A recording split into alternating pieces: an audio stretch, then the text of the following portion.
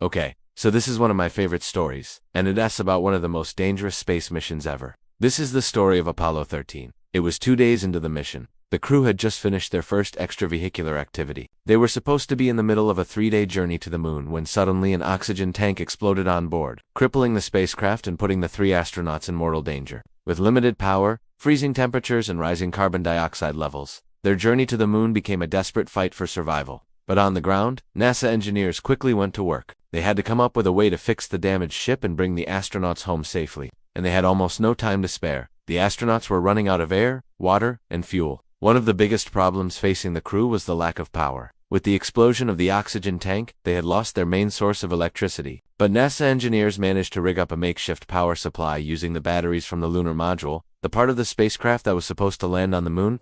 Then there was the issue of the carbon dioxide buildup in the spacecraft. It was designed to remove carbon dioxide from the air the astronauts breathe, but that system had also been damaged. So NASA engineers worked tirelessly to find a solution. They eventually hit upon the idea of using square carbon filters that were normally used in the air conditioning units on the ground. But the problem was the holes in the spacecraft where these filters were supposed to go were round. So the engineers came up with a solution that was, shall we say, jury-rigged. They cut the filters into smaller pieces and taped them over the holes using plastic. In the end, all of these improvised solutions worked, and Apollo 13 safely returned to Earth after 4 very tense days. It was a remarkable feat of engineering and human ingenuity. The astronauts never walked on the moon, but they did something just as remarkable. They survived. NASA called it a successful failure, and it remains one of the most harrowing tales of human adventure ever. If you want to hear more crazy space stories, stay tuned because there are plenty more where that came from.